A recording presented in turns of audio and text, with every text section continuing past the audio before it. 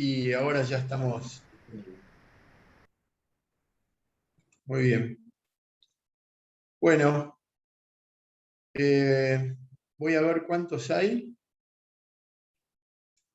Hay muy pocos. Vamos a darnos un minutito más porque ha estado muy complicada la página, el enlace de Zoom, así que vamos a ver si logramos que entren algunos más. Tengan un minuto de paciencia, por favor. Mientras tanto, ¿tienen alguna pregunta para hacerme? ¿Alguien quiere habilitar el micrófono y hacerme alguna pregunta? Yo, profe, dos cosas. Primero que nada, algunos deben estar rindiendo recuperatorio, por eso hoy tal vez seamos un poco menos. Y después, bueno, respecto al parcial, que por supuesto a mí me fue bien, me gustó, quería hacerle solo dos preguntas.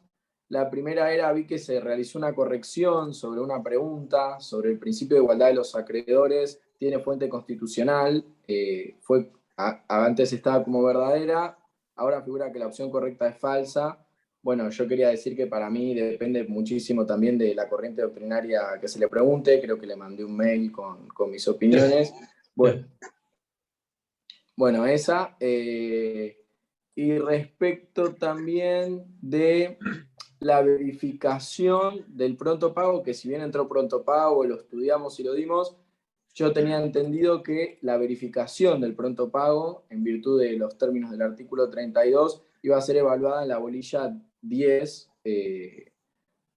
Y bueno, nada, me sorprendió esta pregunta. Después de eso, todo perfecto y siempre, por supuesto, desde el respeto y sabiendo que yo puedo estar equivocado. No, está bien. No, así como te contesté en el mail, no tengo problema en volver a hacerlo y aclaro la situación para todos que tuvieran la misma inquietud. En relación a la primera pregunta, por supuesto que todas las leyes del derecho positivo, todos los derechos, las declaraciones y las garantías de los ciudadanos tienen una cobertura de carácter constitucional. Todo está protegido bajo el paraguas de la constitucionalidad. Cuando hablamos de la igualdad, podemos referirnos a la igualdad del derecho constitucional, es decir, aquella igualdad de la igualdad de los ciudadanos frente a la ley. Esa, por supuesto, es de orden constitucional, eso atañe a todos los habitantes del pueblo de la nación argentina y tendría que referirme al preámbulo de la Constitución, etcétera, etcétera. La igualdad a la que nos referimos en el derecho concursal es la que está referida en el artículo 43 de la ley, igualdad de los iguales. Fuera de esta disquisición, que finalmente entiendo que es menor, porque si todos vamos a estar regidos por la Constitución, y es la que otorga la igualdad como derecho de los ciudadanos frente al Estado, de eso se trata la igualdad, para no ser avasallados frente a eventuales violaciones de nuestros derechos individuales y derechos generales. Ya la pregunta pasa a ser hasta, si se quiere, poco dogmática, porque ya sabemos a qué nos estamos refiriendo.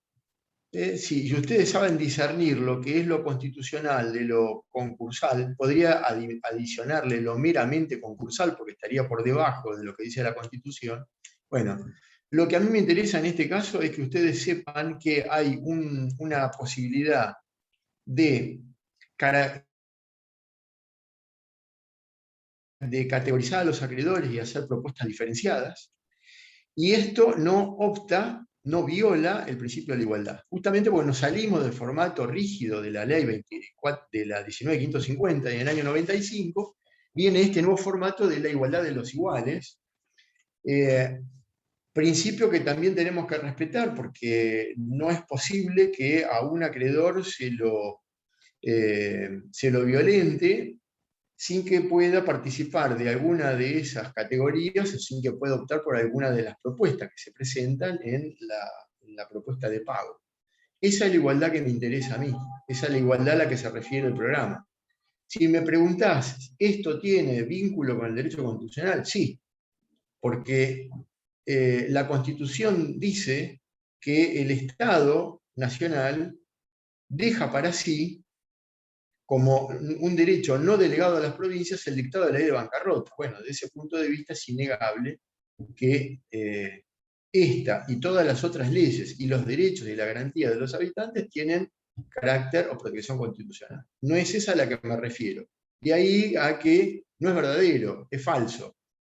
Pero es verdadero también. ¿Por qué? Y porque si tiene este paraguas de protección general, universal, constitucional, no cabe duda. Por eso digo, ha perdido virtualidad la pregunta y consecuentemente su respuesta. Si ustedes ven la corrección de las notas, ha habido un 0,022% de incidencia de nota general.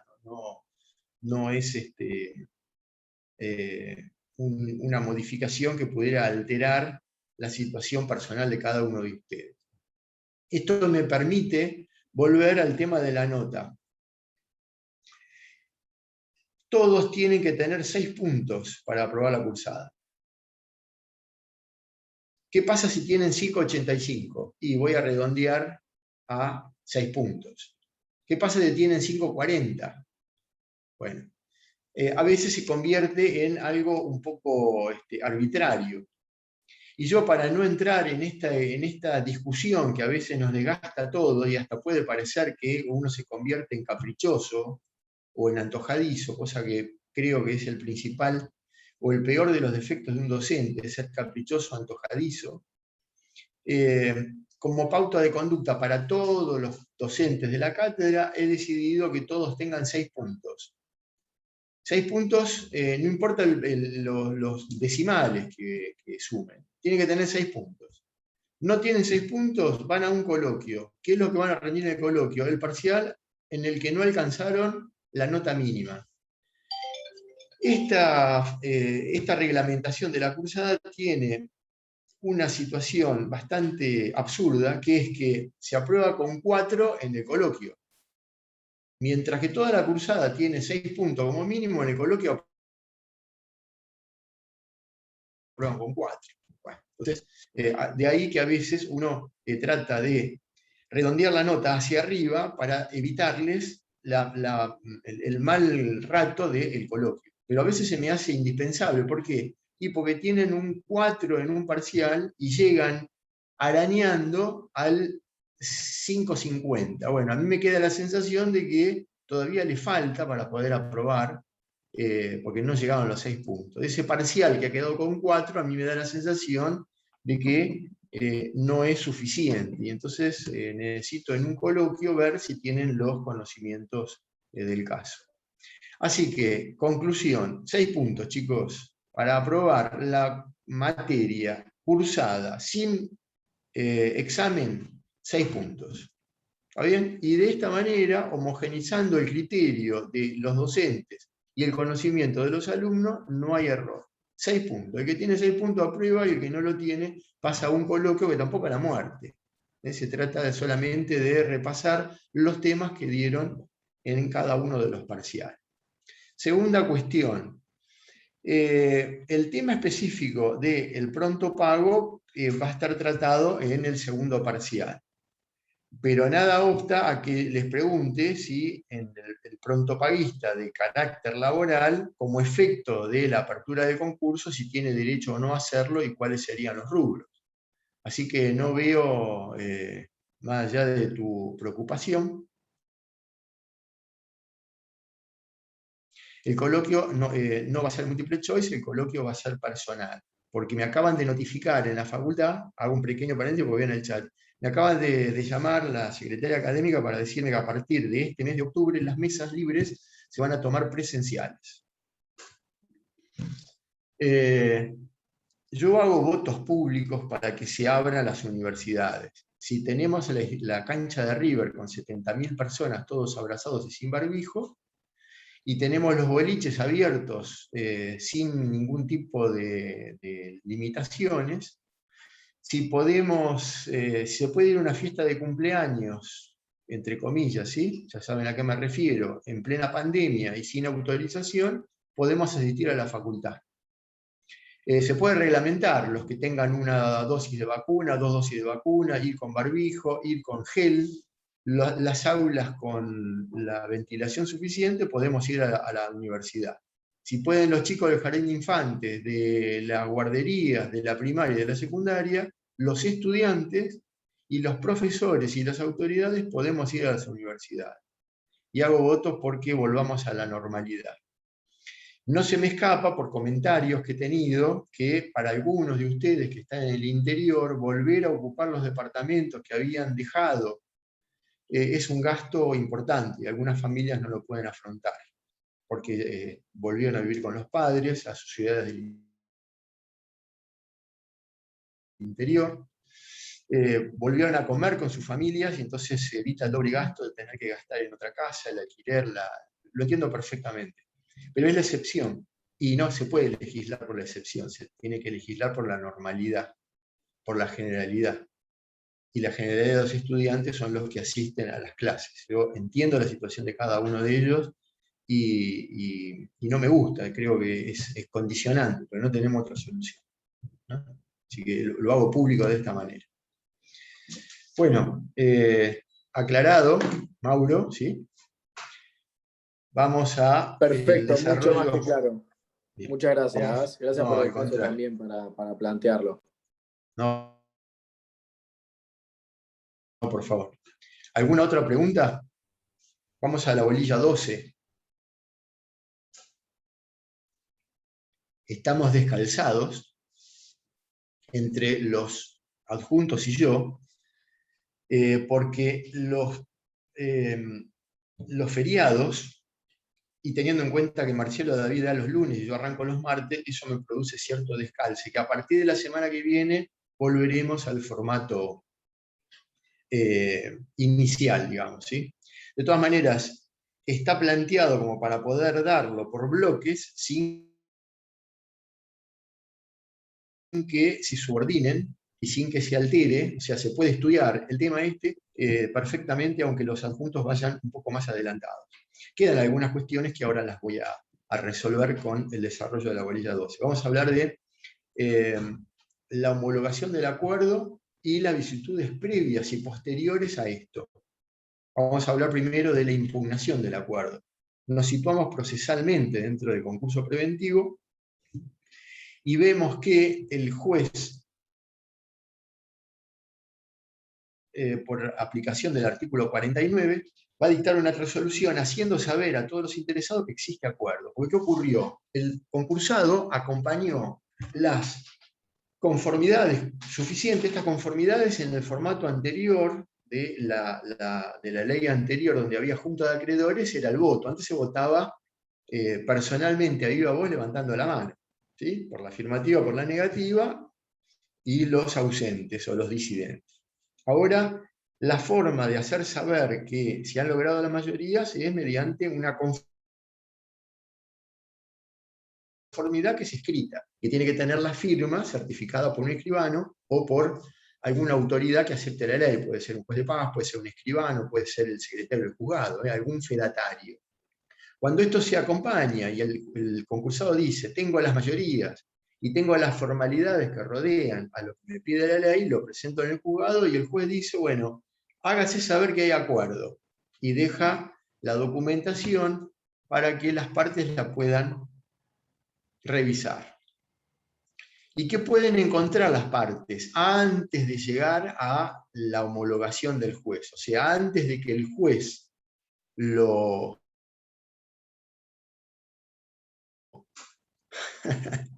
Hay un perro que está escuchando la clase. Me produce mucha gracia porque...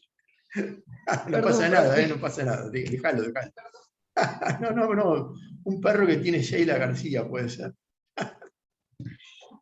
A veces me encuentro con los chicos chiquitos que están con los padres y o gente mayor que es cuidada por... Pero la primera vez que veo que un perro asiste a la clase de Derecho Concursal. Bueno, es la virtualidad.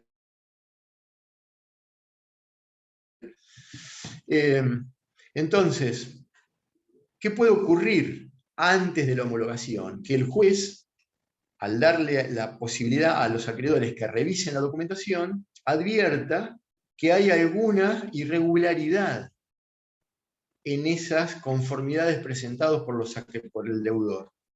Estas causales de impugnación son taxativas, son 5, no puede haber otras, tienen que estar fundadas las irregularidades en estas causales. La primera de ellas es el error en el cómputo de las mayorías. Voy a la ley, ¿sí?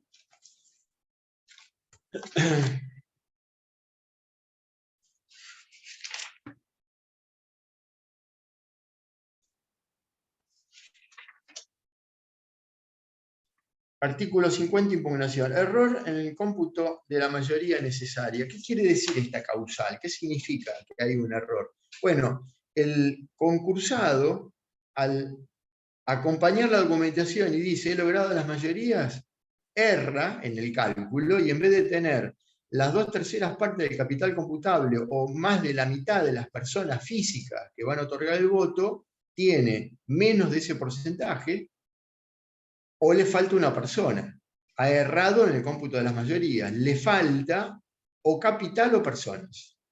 Es simplemente esto. ¿Y de qué manera se hace? Contando. Es como contar votos. En personas y en capital. Como tenemos un doble sistema de mayoría que hace un equilibrio, hace un balance, simplemente con contar la cantidad de personas que representan una parte del capital computable, si no se llega en uno o en otro de los cálculos, hay un error en el cómputo de la mayoría. Otra de las causales es exagerar fraudulentamente el activo. Decir que tengo 5 camiones cuando tengo 3, o decir que los 5 que tengo, verdaderos, en vez de valer 1.000.000 de pesos cada uno, vale 500.000.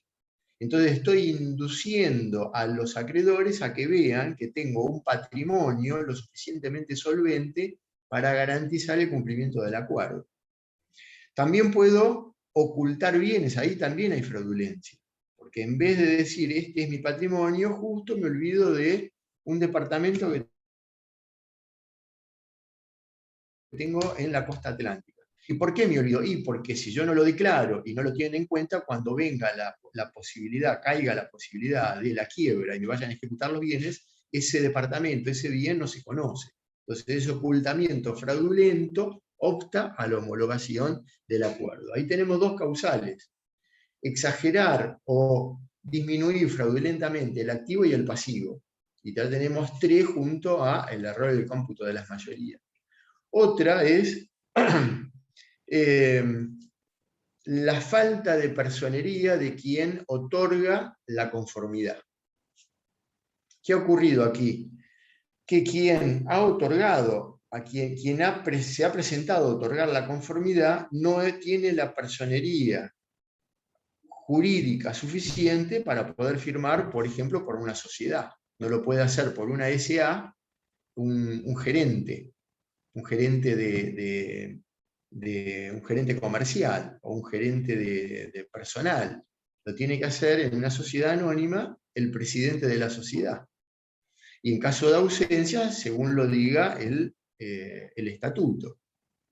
Y además habrá que haber asumido el cargo a través de un acta de directorio. Bueno, toda esa documentación que no se hizo, no se llevó a destino, junto con la conformidad, opta también a la homologación. El quinto supuesto sería no cumplir con las formalidades propias de la ley. ¿Cuáles serían las formalidades? Por ejemplo, que la firma del acreedor no estuviera debidamente certificada. O si tuviéramos que recurrir a una apostilla de carácter internacional, porque hay que traer el voto desde alguien que vive en el exterior o un presidente de una sociedad que es controlante de la concursada que es controlada, falta la apostilla de carácter internacional. Bueno, esa es una formalidad incumplida que la ley castiga con la impugnación del acuerdo.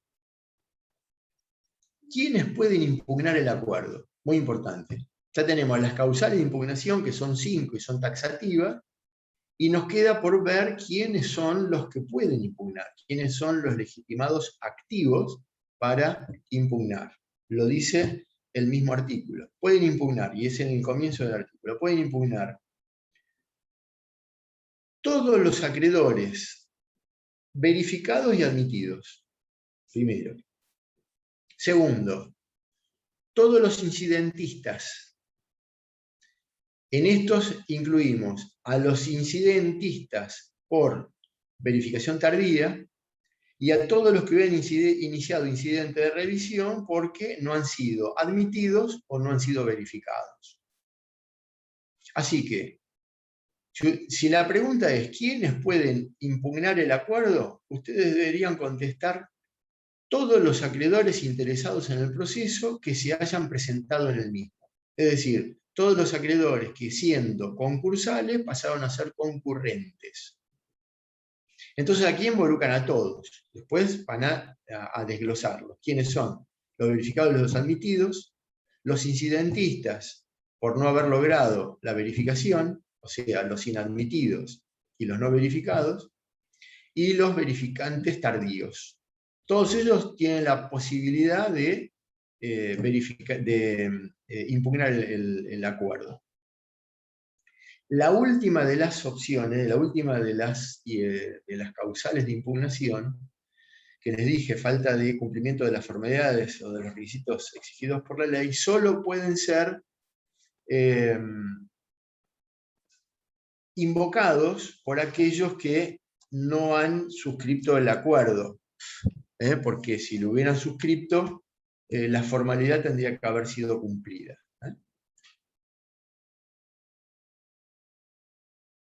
Ahora vayamos a la otra. Secuencialmente pasamos de el acuerdo presentado, ya ha sido mostrado a los interesados. Ahora tenemos la posibilidad de impugnar. Bien, no se impugnó por nadie, o habiéndose impugnado, se rechazó la causal de impugnación. ¿Cuál es la situación que tenemos? El juez tiene que pasar a homologar el acuerdo. ¿Qué es homologar? ¿Qué entienden ustedes por homologar? Que se aprueba el acuerdo. O después lo aprueba porque están Aprobarlo. todos los requisitos cumplidos. Es más que eso. Darle certeza. Darle el visto ¿De bueno. qué manera se le da certeza? Hace cosas jugadas. Ah, ahí me gusta más. ¿Y Confirmando cómo que se no es logra? un tratado abusivo. Bien. ¿Cómo se Sí, logra confirmando dar? que no es abusivo el pacto. Está bien, o sea que hay un control de mérito y de conveniencia, ¿verdad? Y están todos Claro. rumbeados, le falta una palabra acá, porque me dicen, y tiene que dar certeza, está bien. Me dijeron, pasa a cosa juzgada. Bueno, entonces, homologar significa ¿qué? ¿Ratificarlo? Homologar un acuerdo, homologar un acuerdo en un juicio de división de condominio, homologar un acuerdo particionario de una herencia. Sí, más que validez. Una sentencia. Sí, se otorga validez. Es oponible. No Bien, es obligatorio. todo eso. Bien. Le falta una palabra a todos. Le falta un pedacito. ¿A qué me Una estoy sentencia. refiriendo? Una sentencia de ejecución. Sentencia, exactamente. Es el dictado de una sentencia que hace pasar a la cuestión decidida en autoridad de cosa juzgada. Y de esta manera se le da transparencia, se da publicidad, se da seguridad, certeza, etcétera, etcétera. Cuando el juez expide en una resolución, puede hacerlo mediante una interlocutoria, una providencia simple o una sentencia. Cuando se pone fin al juicio, es mediante una sentencia. La sentencia es ley para las partes. Y la sentencia va a pasar en autoridad de cosas juzgadas, formal y material. Esto lo vimos en verificación de crédito. Es meramente formal porque está expuesta todavía a la acción de dolo. Si no se denuncia dolo o denunciado es rechazado, de cosa juzgada en sentido formal pasa a cosa juzgada en sentido material. Y si es material, quiere decir que de aquí en adelante no puede ser atacada por ninguna otra acción que tienda ni a su invalidez ni a los efectos. Lo que es cosa juzgada en sentido material no puede ser atacado por ninguna ley, por ningún recurso, ni por ninguna otra vicisitud posterior a esa homologación. Sentencia basada en autoridad de cosa juzgada en sentido material. Insisto en esto porque es muy importante a los fines verificatorios. Pasa de formal a material si no ha habido dolo o si denunció del dolo ha sido rechazado. Bueno, ahora el juez está en condiciones de homologar el acuerdo. ¿Qué dice el artículo 51?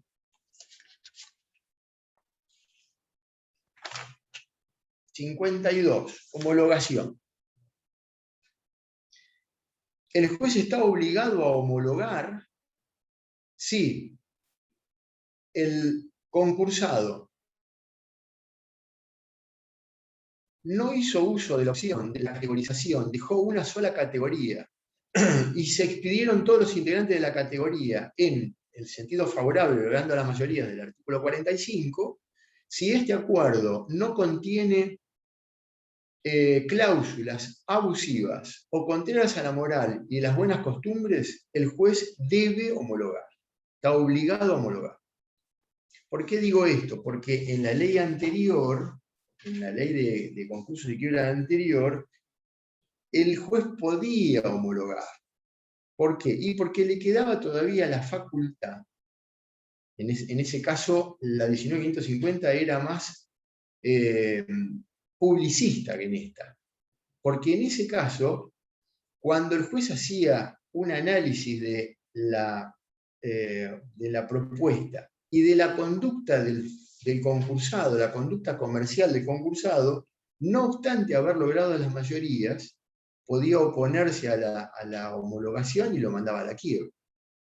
Uno de los casos más resonantes de aquí, también de la ciudad de La Plata, fue el caso Marra, donde habiendo logrado las mayorías por unanimidad, el juez, en una excelente sentencia, juez que luego fue el juez de la Corte, Roncoroni, decidió no homologar el acuerdo porque lo consideró falto de ética y de conducta comercial del concursado y le declaró la quiebra.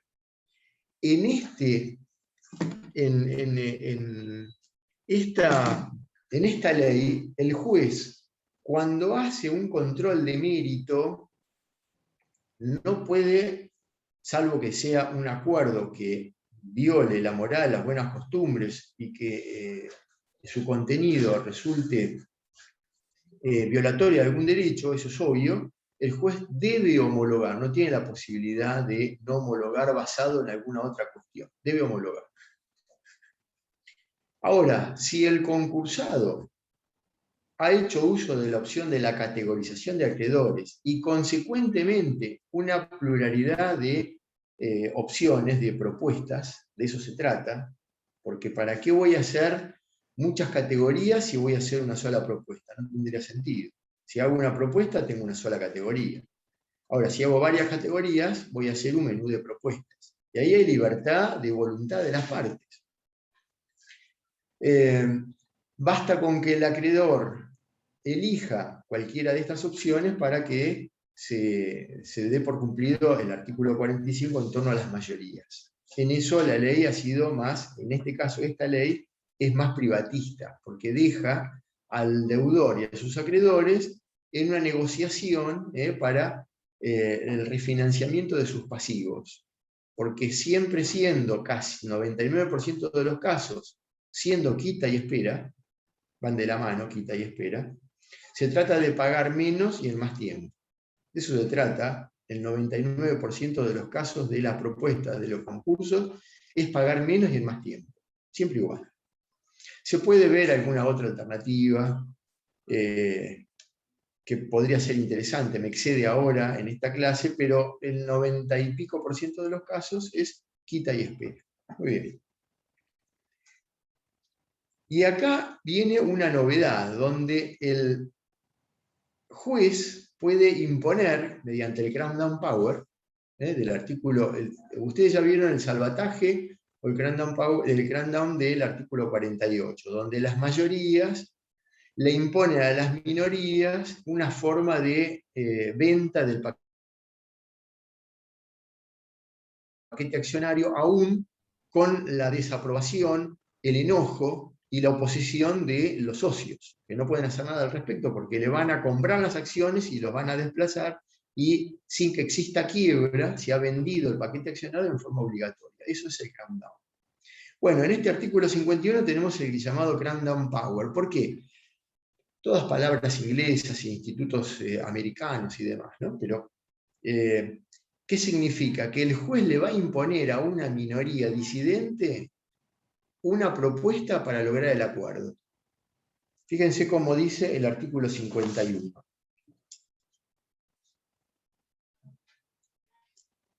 Si no se hubiera logrado las mayorías necesarias en todas las categorías, estoy hablando del inciso B del punto 2, ¿no? El juez puede homologar el acuerdo e imponiendo a la totalidad de los acreedores quirografarios, siempre que resulte reunida la totalidad de los siguientes requisitos. Y ahora hay unos requisitos que son muy difíciles de lograr, ¿no? Acá el legislador se ha convertido un poco en un mago, porque le exige al juez que piense y que adivine cuál va a ser la suerte última del deudor y del acreedor en un eventual escenario de quiebra. Es una situación bastante confusa. Pero miren, para remitirnos directamente a la ley, siempre que se dé la totalidad de los siguientes requisitos. Primero, aprobación de al menos una de las categorías de acreedores quirografarios. Quiere decir que como mínimo, una de las propuestas en una de las categorías ha reunido las mayorías del artículo 45. Primera cuestión. Eso no tiene ningún inconveniente. Luego, conformidad de por al menos las 3/4 partes del capital quirografario. Quiere decir que acá pasamos a un esquema de una mayoría más calificada. Ya no tenemos 2/3 partes del capital computado sobre más de la mitad de las personas. Ahora tenemos 3/4 partes del capital. Ya no se piden personas, sino que se pide capital. Y en vez de 2/3 partes pasamos a algo mucho más exigente, es decir, 75%. Nos salimos del 66,6666 y vamos al 75%. Una mayoría más calificada. Perfecto, hasta ahí estamos bien. Ahora, no discriminación en contra de la categoría o categoría disidente, es decir, hay que darle la posibilidad a aquel disidente que quiere votar una propuesta y no se le puede impedir el voto de esa propuesta porque ahí estaríamos en una situación de discriminación. Está bien. Acá la ley dice, entiéndese como discriminación el impedir que los acreedores comprendidos en dicha categoría o categorías disidentes puedan elegir, después de la imposición judicial del acuerdo, cualquiera de las propuestas únicas o alternativas acordadas con la categoría o categorías. ¿Qué quiere decir esto? Que en el menú de propuesta que formula el acreedor, el deudor, los acreedores pueden elegir.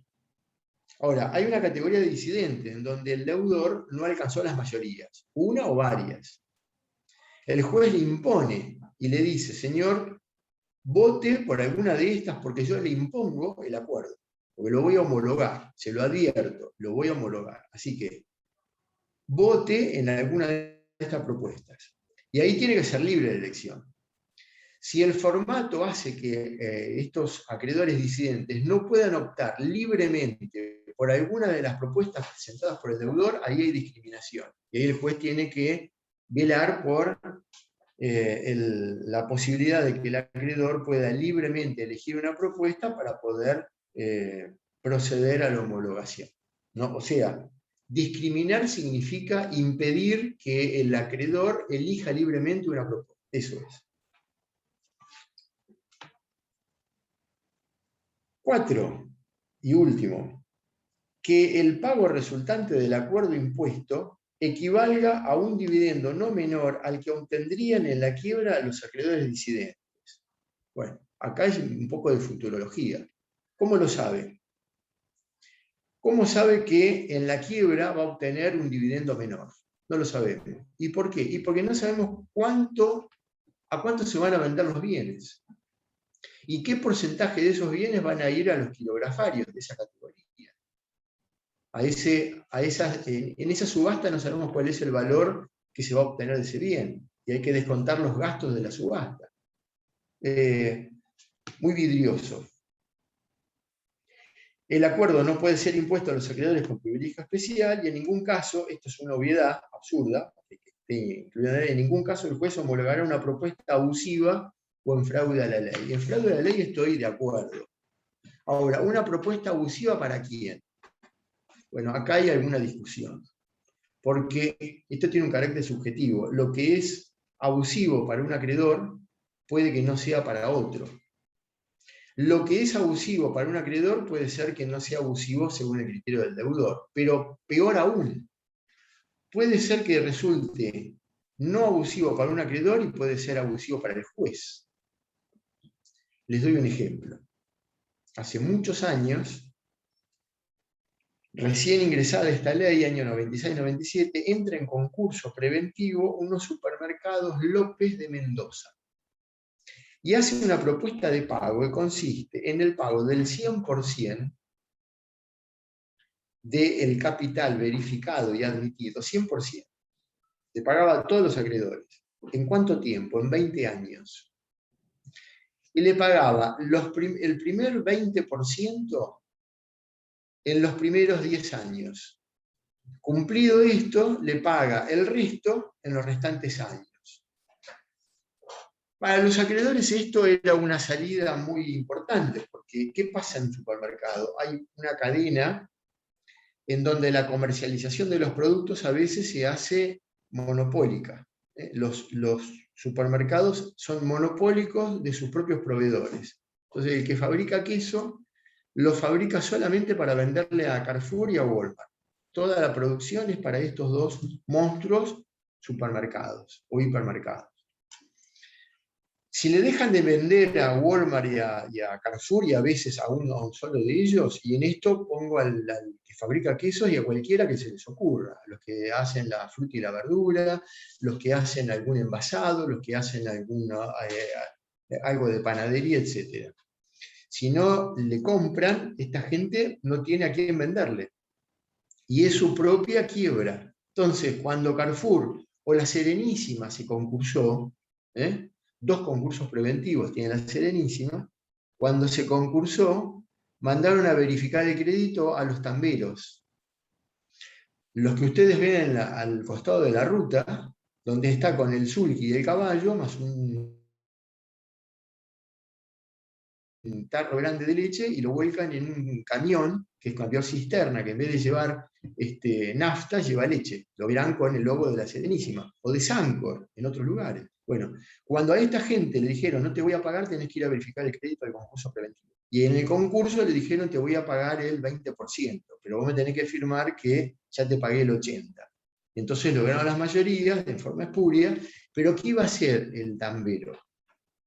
Si no le vende a la Serenísima, o no le vende a Sancor, ¿qué hace con su leche? La tiene que tirar, porque no hay otra estructura en la cuenca del Salado, donde hay una cuenca lechera muy importante, no hay otras empresas que le puedan comprar la leche y tienen que cerrar el tambo. Ni hablar de los miles de tambos que han cerrado en el país, que han cerrado en los últimos años.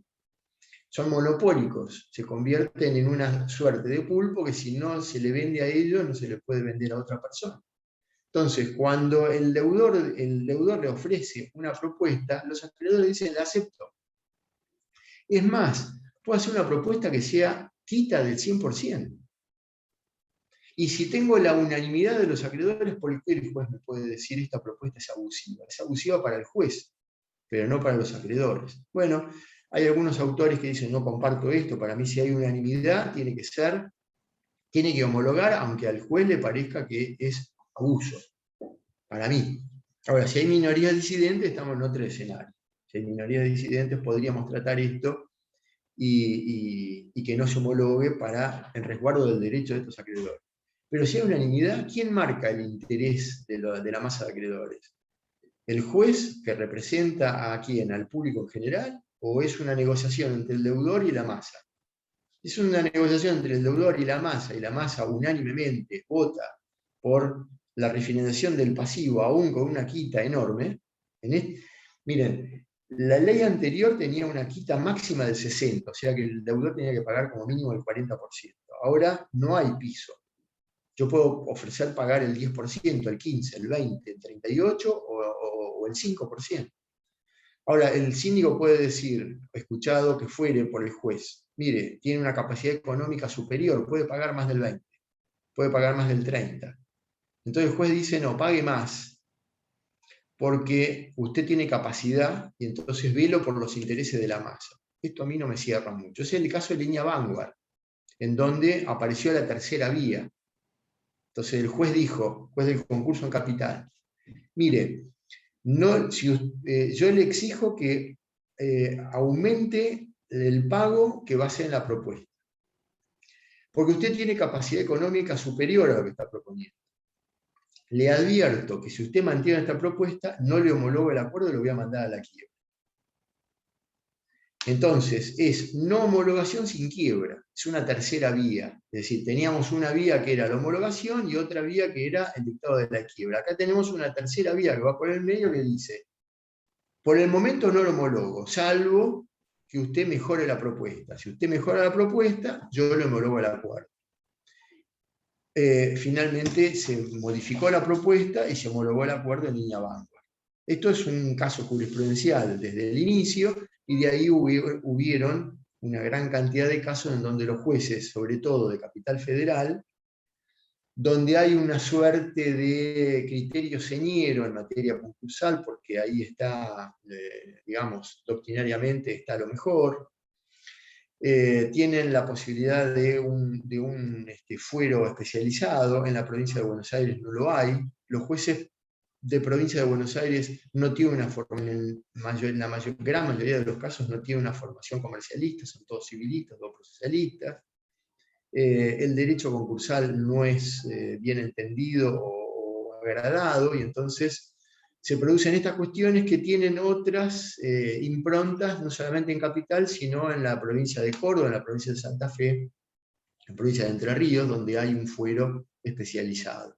A eso tendríamos que tender, a que se creen los juzgados comerciales en la provincia de Buenos Aires, sería muy bueno.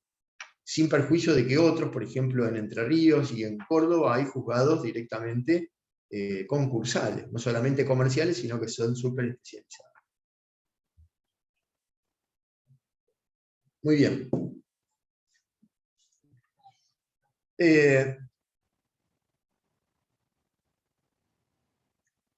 Para mi gusto, si hay una mayoría, si es unanimidad, vuelvo sobre el caso, para mí tiene que homologar. Y si no homologa, tiene que dictar la quiebra. Si protege a una minoría disidente, lo acepto. Estoy de acuerdo en que esa minoría hay que proteger.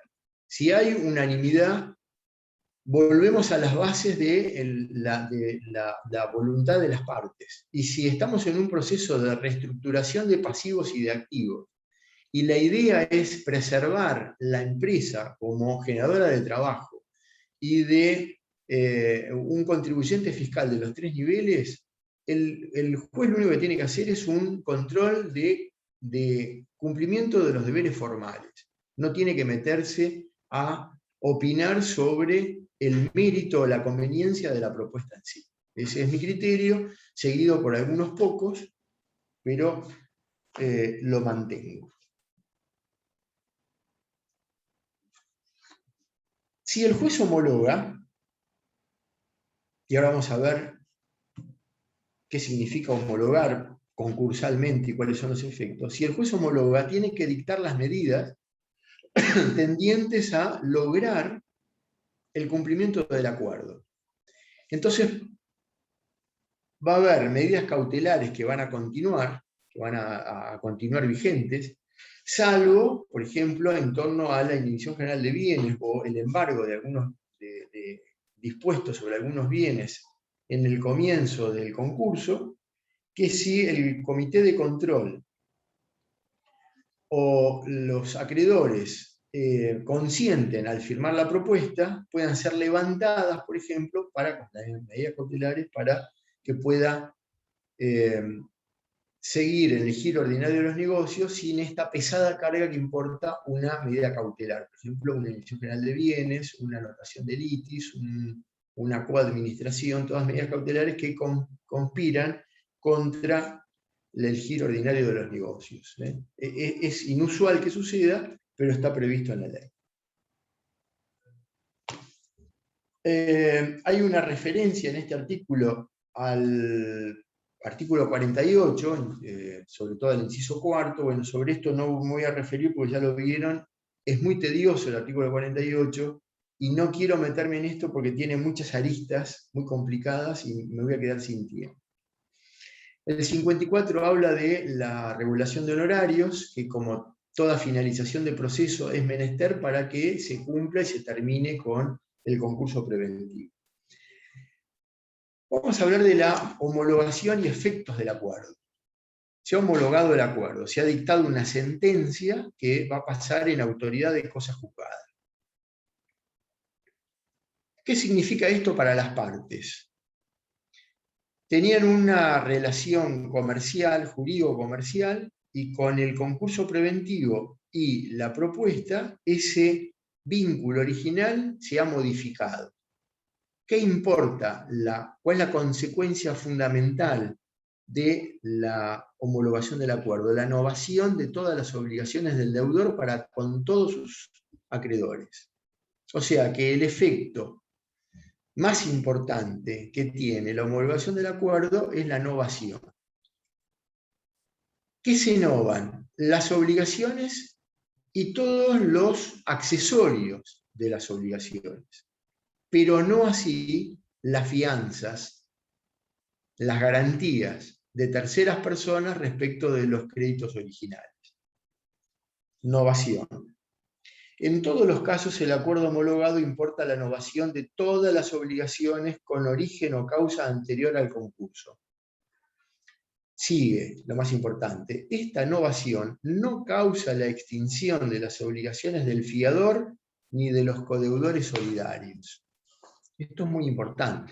En el año 2001 y 2002, cuando el país quiebra, se dicta una ley 25.563, en donde se dejó sin efecto este artículo, y entonces la homologación del acuerdo se extendió a los fiadores.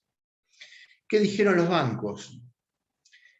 Esa ley duró, creo que menos de 60 días, creo que 58 días, porque fue inmediatamente derogada por la 25.569. Se modificó. ¿Qué pasó con los bancos? Dijeron, en esta situación no damos más crédito. Porque si le damos crédito al deudor principal y le pedimos las garantías para el cumplimiento de ese mutuo, por ejemplo, vamos a prestar dinero a una sociedad. ¿Qué pretendemos? Que los socios y sus cónyuges se conviertan en fiadores lisos, ilimitados y solidarios. Lisos pagadores, solidarios e ilimitados. O sea, no paga la sociedad, me pagan los socios que le integran. Con el formato de esa ley 25.563, el acuerdo homologado se extendía también a los fiadores, con lo cual el banco no podía cobrar el 100% de las obligaciones pendientes. Entonces había una quita del 50%, del 80%, el banco cobraba el 20%. Dijo, no hay más crédito en Argentina. Rápidamente tuvieron que recoger el barrilete los legisladores de ese momento y dijeron, bueno, volvemos al formato anterior. Y entonces, la novación produce efecto entre el deudor y los acreedores, pero deja fuera a los fiadores y garantes de las obligaciones originarias que quedan como si no estuvieran dentro del concurso. Sí, profe, pero deben responder sobre lo que no quedó fuera del acuerdo, ¿no? Lo que está dentro del acuerdo. Tiene que responder, supongamos que el acuerdo es el pago del 50%, el otro 50% lo pagan los fiadores. Si no, estaríamos en un supuesto de un enriquecimiento sin causa. Claro. Y hasta ilícito se podría convertir, ¿verdad? O sea, el límite es el crédito del propio acreedor. ¿Está bien? ¿Qué otros efectos tiene el acuerdo homologado? Bueno, le permite a todos los acreedores cobrar su crédito y pedir la quiebra de cuando no se cumple.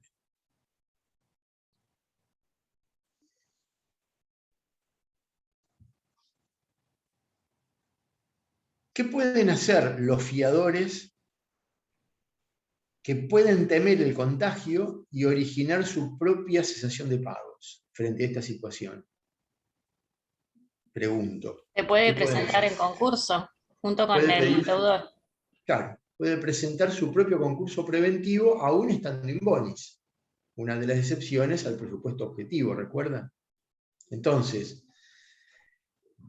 pero acá tendríamos que ver, igual que en el caso del conjunto económico o grupo económico, si hay una relación entre el activo del fiador y las obligaciones afianzadas, si existe una relación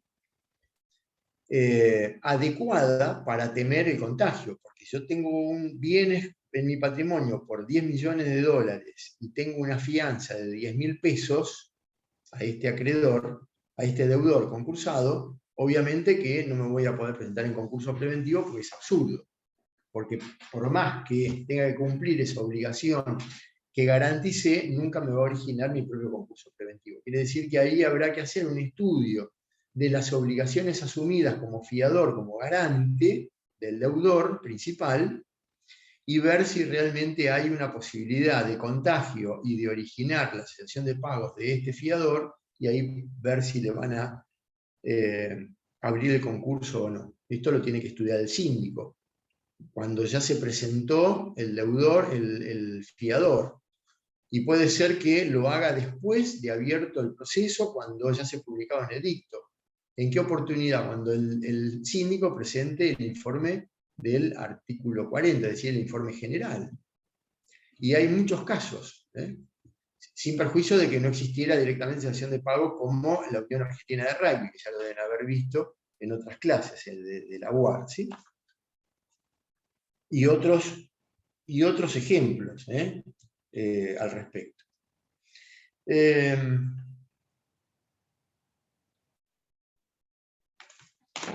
Esto se aplica a todos los acreedores, a los quirografarios y a los privilegiados. Pero a los privilegiados, ¿qué? Que hubieran votado una propuesta dirigida a ellos o que hubieran renunciado al privilegio.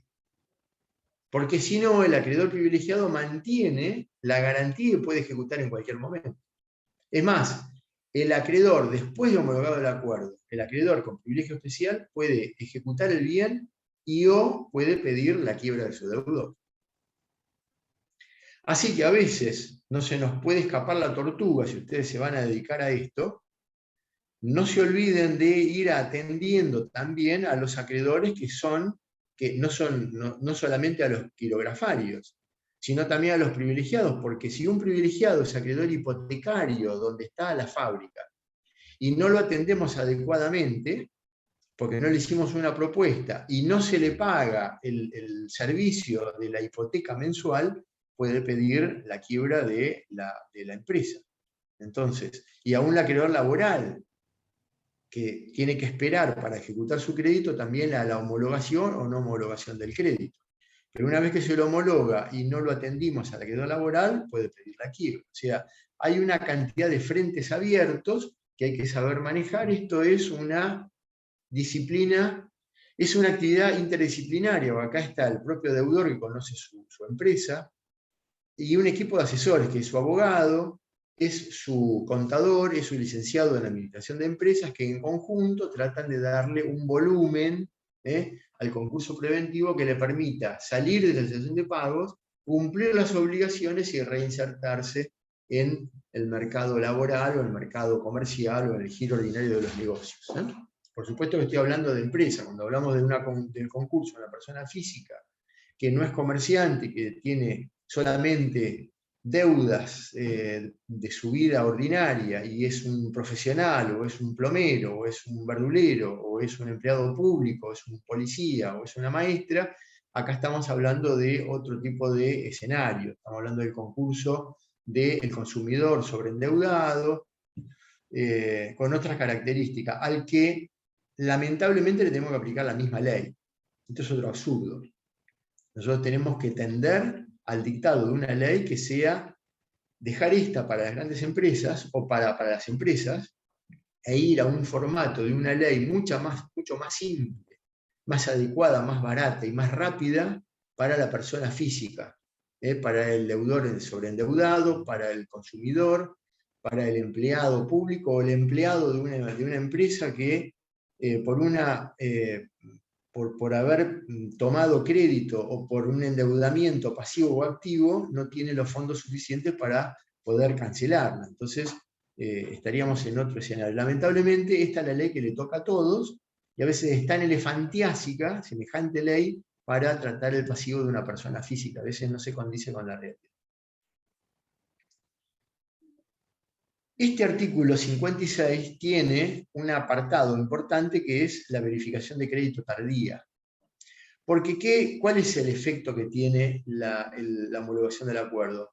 Dijimos que se hace sobre todos los acreedores, pero también sobre los que todavía no concurrieron.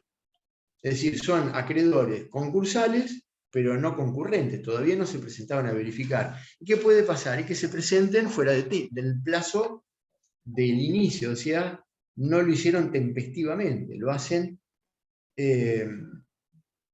tardíamente. ¿Cómo es la verificación tardía? Bueno, lo pueden hacer ya no ante el síndico, lo van a hacer ante el juez y por incidente. El síndico no es parte en este proceso, puede ser oído, pero no es parte, son partes el deudor y el acreedor. Tiene que pagar la tasa de justicia, cosa que no tiene que pagar siendo tempestivo. El síndico va a producir un informe una vez que se haya terminado de producir la prueba entre el acreedor y el deudor. El síndico hará un informe y en base a esta documentación obrante en el incidente, el juez va a decidir si lo verifica o si no lo verifica. Este incidente que tramita por un cuadernillo aparte, eso es un incidente, nos salimos del expediente principal y tramita por un expediente, es un expedientillo con su carátula, que pasa también por Receptoría General de Expedientes, en donde el acreedor con patrocinio letrado, acá sí necesita patrocinio, no en la verificación tempestiva, tiene que hacerlo con un abogado, tendrá que pagar el jus y el bono, tendrá que presentarse en Receptoría General de Expedientes y pedir la radicación en el juzgado donde está el concurso preventivo. Tiene como plazo 2 años para presentarse tardíamente desde la presentación en concurso preventivo. 2 años. Este plazo es de prescripción. ¿Está bien? 2 años de prescripción para iniciar el incidente de verificación tardía. Pero además, si hubiera iniciado un juicio en extraña jurisdicción o en la misma jurisdicción, pero no es el juzgado del juez del concurso, por ejemplo, es un acreedor que, por daños y perjuicios, por ejemplo, un camión del concursado le chocó su auto e inició el juicio de daños y perjuicios antes o después de presentado el concurso preventivo de causa o título anterior a la presentación en concurso. Para eso es un acreedor concursal, ¿verdad? Inició el juicio, tramita en otro juzgado y obtiene la sentencia después de los 2 años. Suele suceder esto, que un daño y perjuicio tarde más que 2 años. Ahora, cuando obtiene la sentencia, tiene 6 meses para presentarse a verificar tardíamente sin que ocurra el plazo de prescripción. Si deja pasar los 2 años o deja pasar el periodo de 6 meses desde que obtuvo la sentencia ante otro juez, que no es el del concurso preventivo, tiene 6 meses. Si no lo hace, también tendrá prescripción de la acción. ¿Y ahí qué pasa? Y no tiene más acción en contra del concursado, de su deudor. Perdió su crédito, lo perdió. No lo puede reclamar. Por ninguna forma, por ninguna forma. En ningún otro proceso, en ningún otro. Por eso estamos en un juicio universal, colectivo e igualitario. ¿Se entiende? ¿Hay alguna pregunta?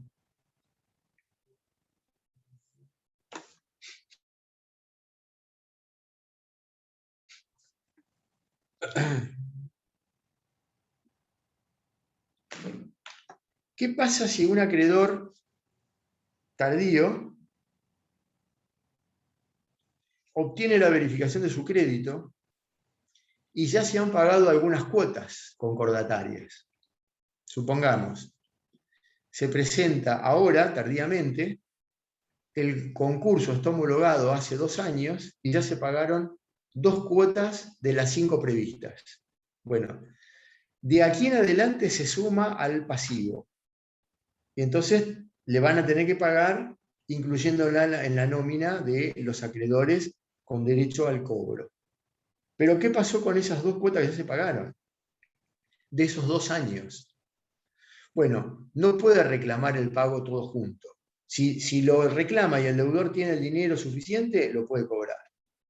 Pero si no, el juez decide de qué manera lo tiene que cobrar. Esto es para que un tardío no venga a obstaculizar el cumplimiento del acuerdo o directamente a pedir la quiebra del deudor. Le va a decir, ya vencieron 2 cuotas, pagámelas, son las 2 cuotas juntas, yo tengo ahora para cobrar 2 cuotas, cada una de $1.000.000 de pesos, tengo 2 millones de pesos por cobrar, pagámelos todos juntos, y si no me pagaste pido la quiebra. Bueno, para que no suceda esto, la ley le da la potestad al juez de ordenar la forma más conveniente para el concursado de pagar esas 2 cuotas ya vencidas. Esto es un arbitrio que le da el juez para proteger al concursado frente a una eventual maniobra de un acreedor tardío que quisiera de esta manera perjudicarlo, o aunque no existiera esa maldad del acreedor, pero simplemente se presenta tardíamente, quiere cobrar, y el cobro de esas cuotas ya vencidas obstaculizaría el cumplimiento del acuerdo. Para que esto no suceda, el juez puede ordenar la forma más conveniente. Muy bien. Ya hablamos algo de los privilegiados. Acuerdo con los privilegiados. Voy a ver el chat porque veo alguna pregunta que se me borró.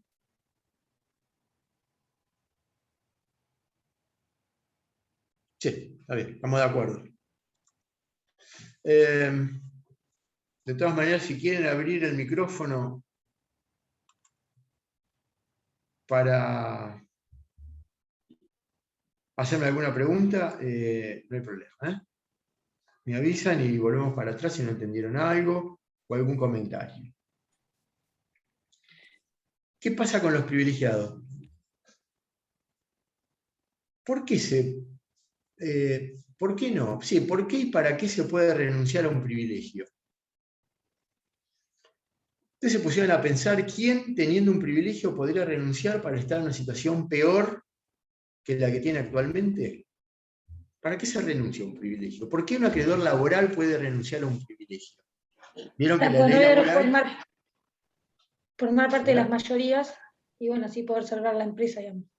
O sea, poder ayudar, digamos, al dueño.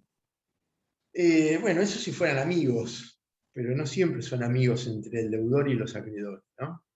Eso sería una opción loable de parte del acreedor que quiere ayudar al deudor para que no se caiga, ¿no? Pero normalmente no sucede así. ¿Por qué un laboral va a renunciar a su privilegio cuando la ley laboral dice, mire, el crédito laboral es, el privilegio de laboral es irrenunciable en sede laboral? En sede concursal, por ser ley especial, se aplica la ley concursal, es posterior en el tiempo por otra parte, y le da la posibilidad al acreedor de que renuncie al privilegio. ¿Para qué se va a agravar su situación voluntariamente? Bueno, ¿Y por qué un acreedor privilegiado que tiene una hipoteca o una prenda sobre un bien va a renunciar al privilegio que podría ejercerlo para ejecutar la prenda o la hipoteca? Bueno, miren, por ejemplo, el acreedor prendario sobre un montacarga, un Zampi, que tiene 200.000 horas de uso, no vale nada, tiene el motor fundido y está chocado. ¿Cuánto vale en el mercado eso? 0 pesos. ¿Lo va a ejecutar? ¿Va a ejecutar el crédito prendario? ¿Va a iniciar la acción prendaria para ir a una subasta y ver si lo vende que como chatarra? Renuncia al privilegio, se suma a una de las categorías, esa categoría dice, ofrezco pagar el 80% del crédito en 2 años, con 1 de espera. Bueno, me conviene irme a ese escenario y me olvido del privilegio, si lo tengo inútilmente, sobre algo que no tiene valor. Por ejemplo, ¿no? Ese es uno. Otro, ¿por qué el acreedor laboral va a renunciar al privilegio si tiene todas las de ganar? Bueno, tampoco se le da a él esta situación tan fantástica que prevé la ley. ¿Qué puede hacer? Y bueno, dice, acuérdense que el acreedor privilegiado especial puede renunciar hasta, como mínimo, el 20% y el laboral el 30%. Bueno, voy a renunciar al 50%. ¿De qué manera? Y porque de esta manera no espero a que se tenga que homologar el acuerdo, ver si se van a vencer todos los contratos y ver si recién entonces voy a poder cobrar como privilegiado especial con todos los aditamentos que me dice la ley. Prefiero convertirme en un quirografario, le bajo los intereses y cobro algo porque lo necesito, porque el crédito tiene un destino alimentario, el crédito laboral tiene un destino alimentario, o tengo una enfermedad, tengo una operación, tengo un viaje para ver a mi familia o para estudiar o para lo que sea. De esa manera me incorporo al resto de los quirografarios, de los comunes, de los mortales, por llamarlo de alguna manera, y no tengo que esperar ninguno de los otros estadios procesales que me condicionan y que me postergan el pago, lo renuncio y puedo cobrar en forma más temprana. Esa es la única explicación. Hay alguna otra que ustedes pueden ver en algún libro, que es un poco más esotérica, si se quiere, desde el punto de vista del derecho laboral, donde estarían los punteros políticos para lograr una mayoría dentro del gremio del sindicato. Bueno, no me voy a poner a desarrollar esto porque no lo comparto y es medio raro, ¿no? ¿Qué sucede? Profesor, hago una consulta. ¿Puede ser que en el pronto pago hay una parte del artículo que habla de que se puede dar un pronto pago en caso de salud o algo de esto? Bueno, el artículo 16 de la ley, cuando habla del pronto pago, de los prontopaguistas, le exige al deudor que los denuncie cuando se presente en concurso, al síndico que controle la lista a ver si efectivamente son estos o son más los acreedores con derecho al pronto pago, si son más los acreedores laborales directamente, ¿no? Los que están en blanco, los que están en negro. Tarea bastante complicada para un síndico que recién accede al cargo, lo acepta y va a ver al concursado y en 5 días tiene que hacer este informe, muy, muy complicado. Pero, ¿por qué es pronto pago? Que al decir del maestro Mafía, en el concurso preventivo no es tan pronto y en la quiebra es inexistente. Está el pronto pago en la quiebra, está en el 183.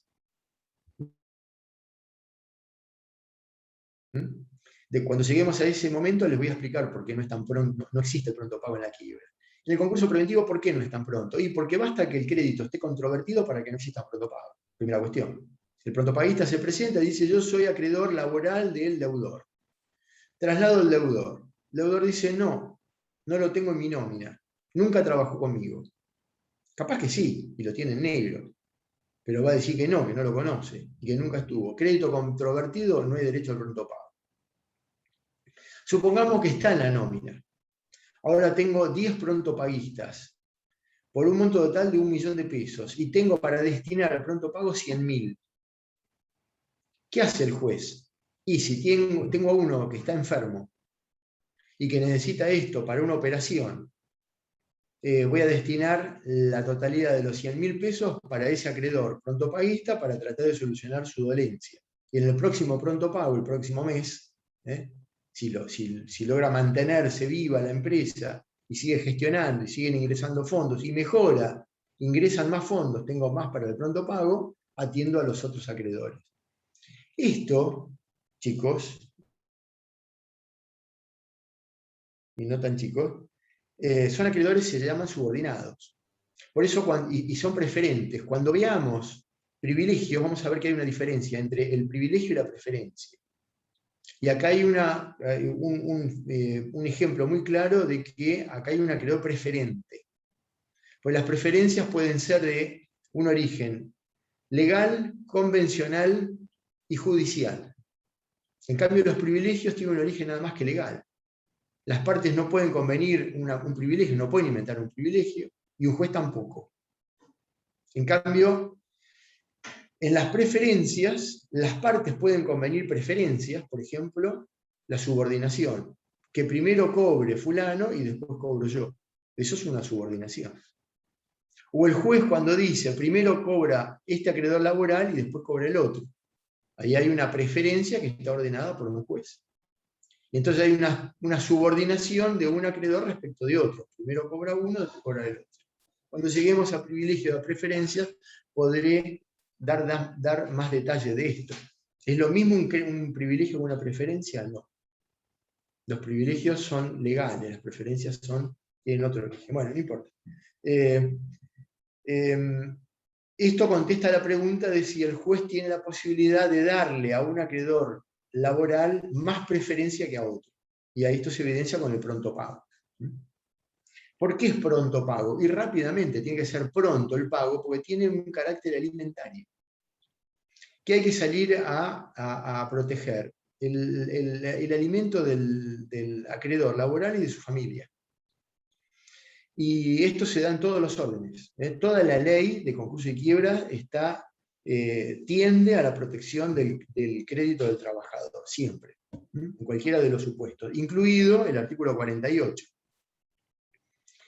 En el 48 bis, en donde le da la posibilidad de que compensen, comprándose la empresa, se quedan con la empresa compensando sus créditos, con el valor de sus créditos respecto al valor de los bienes con los que se van a quedar. Ahí hay una mochilita que le carga la ley, porque dice que en el momento en que se quedan con los bienes de la empresa, se hacen cargo de la totalidad del pasivo de las obligaciones con las que se van a quedar. Entonces, me parece que es un error del legislador porque le hacen cargar a la cooperativa con los pasivos originados por el deudor original. O sea que es peor el remedio que la enfermedad.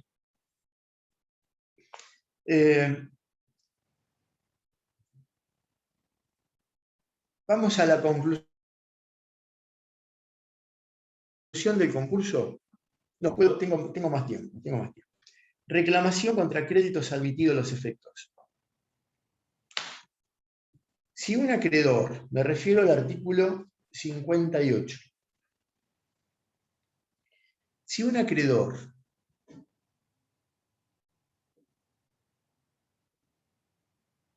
fuera coacreedor con otros respecto de un concursado y se presenta a verificar, es decir, hay un deudor que tiene 5 acreedores. Se presenta tardíamente a verificar otro que pertenece al mismo grupo de esos 5. Son coacreedores de una misma obligación. Hay una obligación vertical y una obligación horizontal. Es vertical entre el deudor y los acreedores, y es horizontal entre los acreedores, porque ahí hay un vínculo interno, son coacreedores entre sí. La ley que dice en el 58, no puede haber reclamo entre ellos para que los coacreedores de esa misma obligación, si ya han cobrado y este se sumó tardíamente, le devuelvan lo que ya hubiera cobrado. No lo puede reclamar ante el juez del concurso, es una cuestión ajena al juez del concurso. Se tendrá que arreglar entre ellos. Este nuevo que se incorpora cobrará conforme les dije anteriormente. desde ahí en adelante, las cuotas que vayan venciendo, y las cuotas pasadas verán cómo se pagan. Si ya se la pagaron los coacreedores, no la puede reclamar, es un problema entre ellos. Y si no es como coacreedor y se suma independientemente, le pagarán de la forma que diga el juez. Esto es para que no se obstaculice el cumplimiento del acuerdo.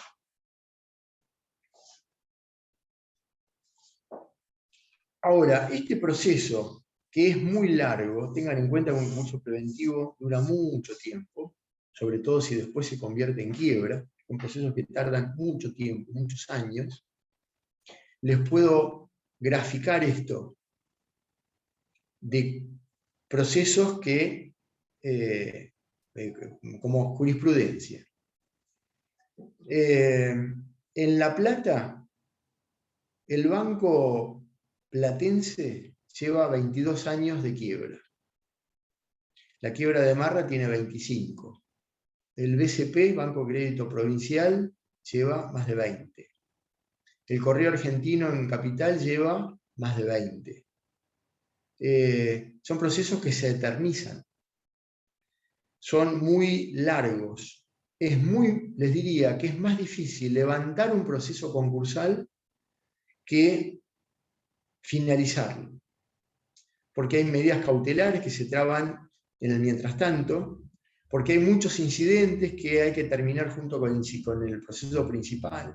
Entonces, es muy complicado presentarse en concurso o pedir la propia quiebra, o pedir la quiebra de un acreedor, de un deudor, perdón, pero es más complicado aún su levantamiento.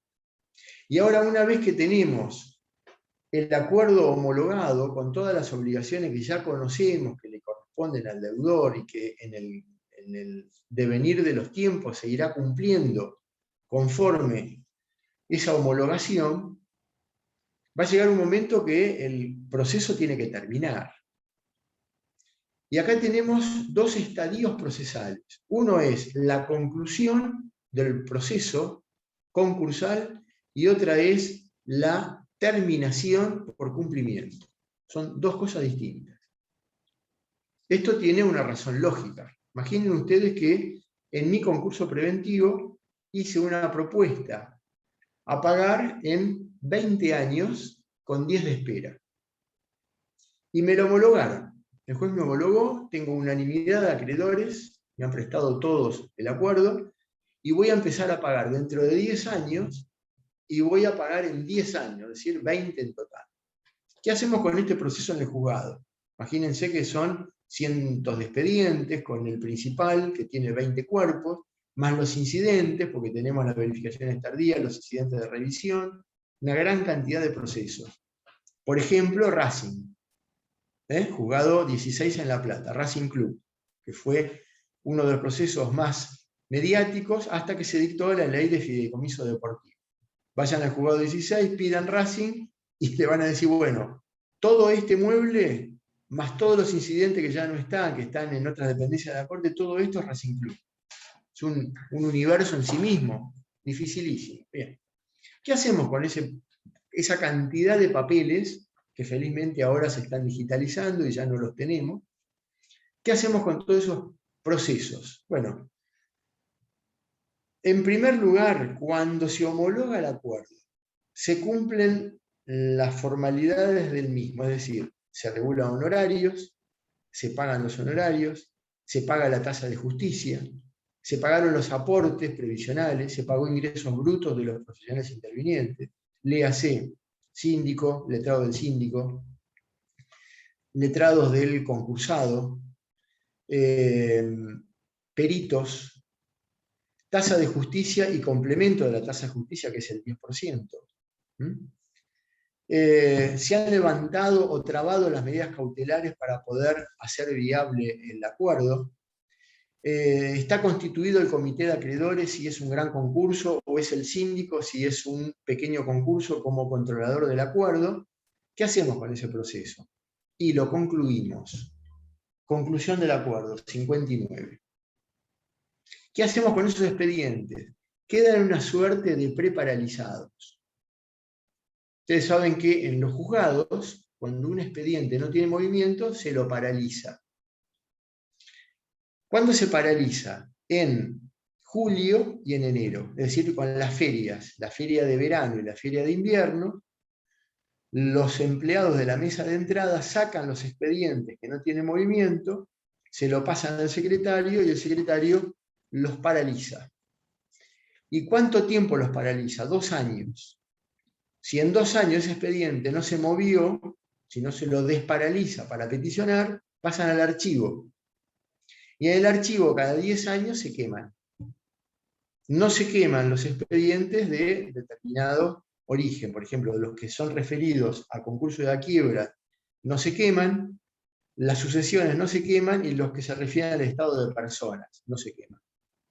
Los ejecutivos, no sé, las escrituraciones, los problemas de vecindad, medianería, todo lo que ustedes se imaginan que puede ser materia judicial, todo eso se paraliza y se archiva. Y después de cierto tiempo se quema, para evitar el gran cúmulo de expedientes en papel. Esto no se logró, o no se logra, porque la acumulación ha sido permanente, pero con la virtualidad y con la digitalización de todos los procesos, más la oralidad, que casi todos los juzgados ya tienen aceptada en sus respectivas secretarías, esto se ha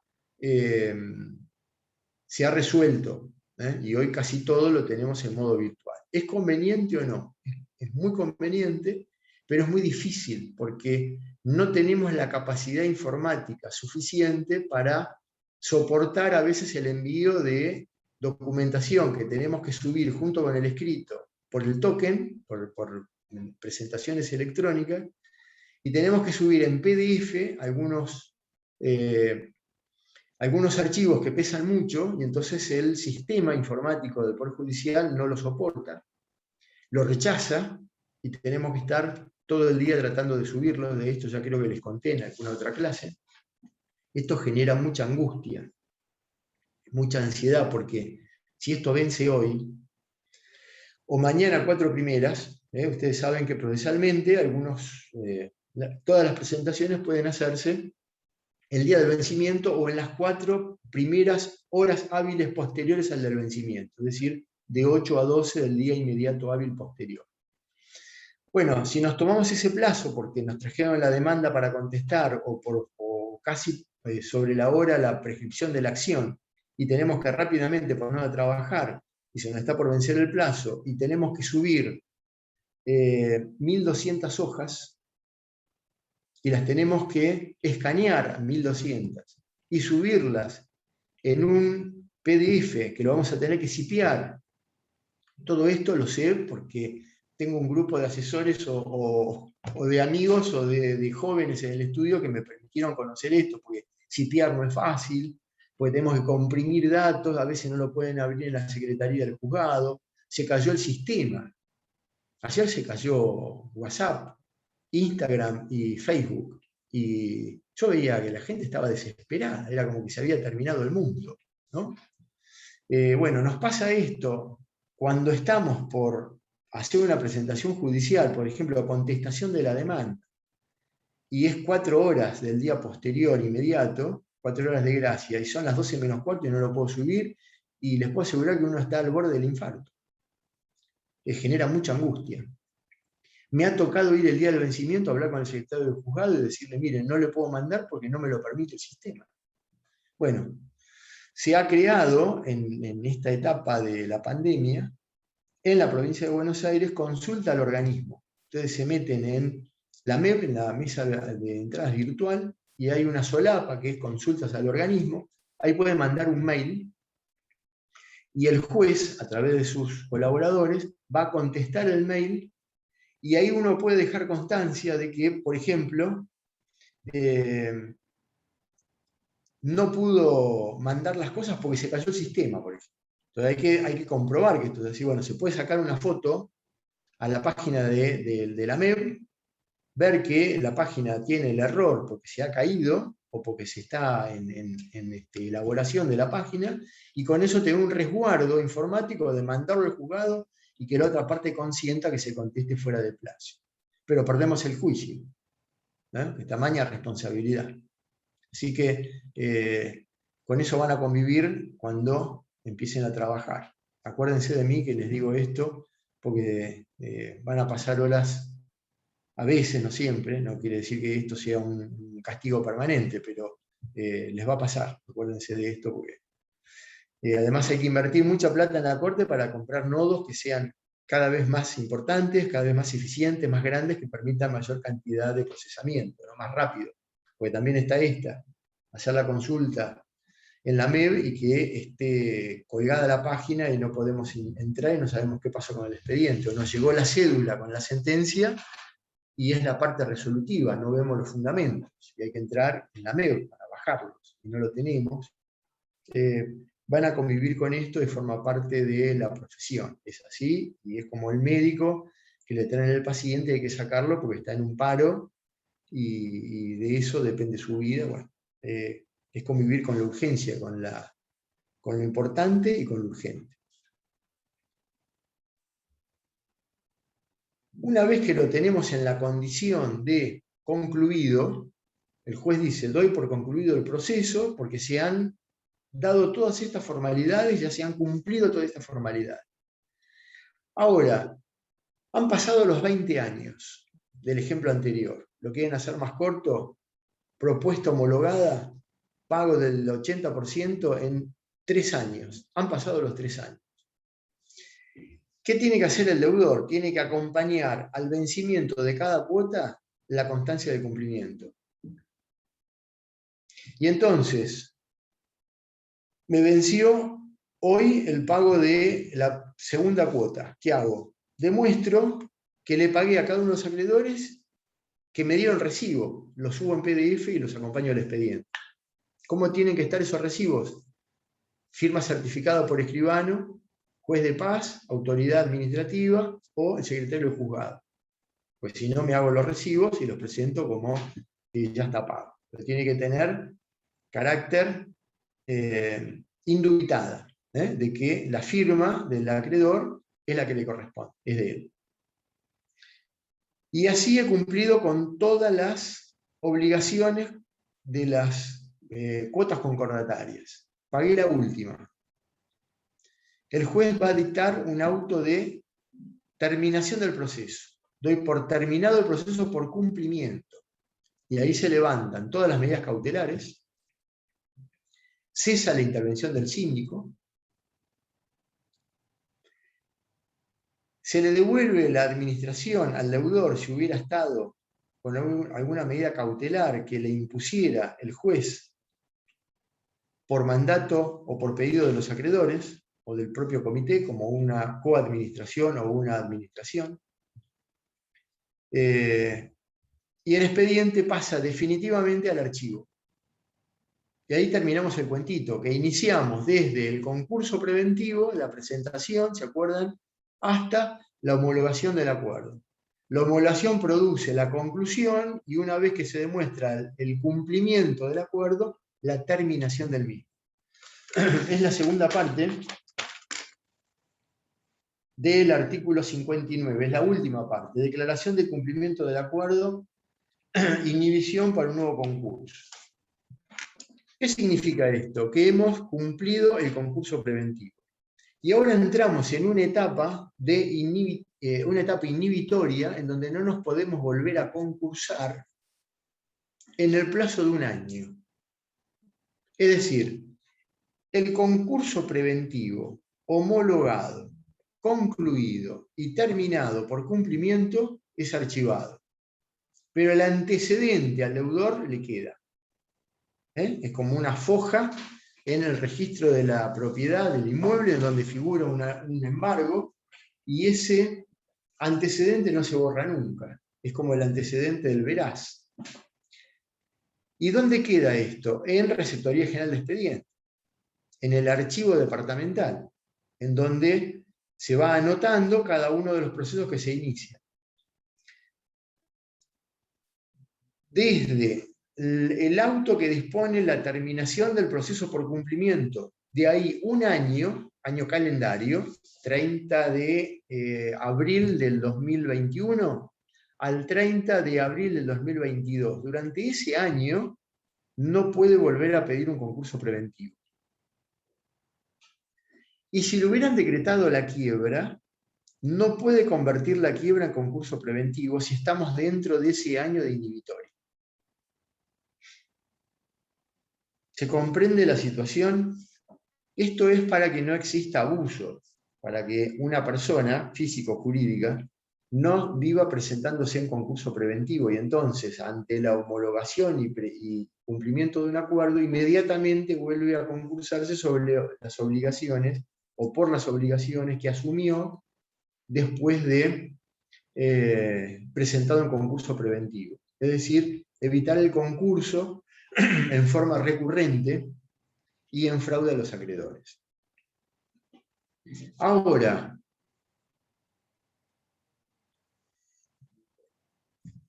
hay una discusión muy válida en el escenario judicial argentino, que es el concurso del concurso. ¿Qué significa esto? Y lo hemos visto en la pandemia, les voy a dar algunos ejemplos. ¿Qué significa? Que el deudor, en plena etapa de cumplimiento, le diga al juez: señor juez, no puedo cumplir con el concurso porque las obligaciones que asumí son tan pesadas que no puedo cumplirlas. Entonces le pido que me permita renegociar el acuerdo preventivo con mis acreedores. Viene con la totalidad de los acreedores que le firmaron el acuerdo anterior y está refinanciado. Y lo que tendría que ser 5 cuotas pasan a ser 20, y lo que tendría que ser el pago de esta cuota pasa a ser la del año que viene, el 2022, y es una modificación del acuerdo homologado. Esto nunca se permitió en el país. Siempre se prohibió el concurso del concurso, el acuerdo del acuerdo. ¿Esto por qué no se permitió?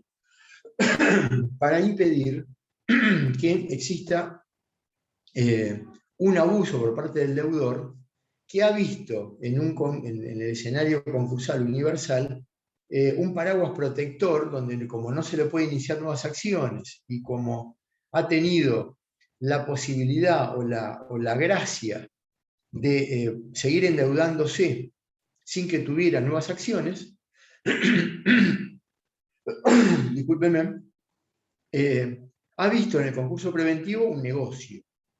Entonces, la jurisprudencia ha dicho: señor, usted tuvo la posibilidad de concursarse. Le abrimos el concurso preventivo. Hizo una propuesta con sus acreedores, se la homologué. Esta homologación, que pasó en la autoridad de consa juzgada, sentencia, no puede ser modificada, es ley entre las partes. Es decir, no puede ser modificada. Usted alegremente no puede venir al cabo de cierto tiempo y decir: este concurso no me sirve.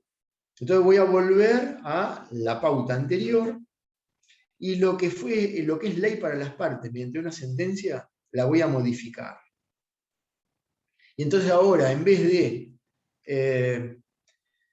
pagar en determinada cantidad de cuotas, lo voy a ampliar, o modifico la tasa de interés, o modifico el plazo, etcétera, etcétera, o el monto.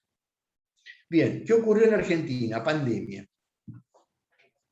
Peor que en el 2001-2002, porque en esa época había actividad comercial. Había roto el pacto social, teníamos 15 cuasi monedas en la República Argentina, vinieron los patacones, los lecop, los lecor, etcétera, etcétera, pero había movilidad comercial. ¿Qué pasó en el 2020?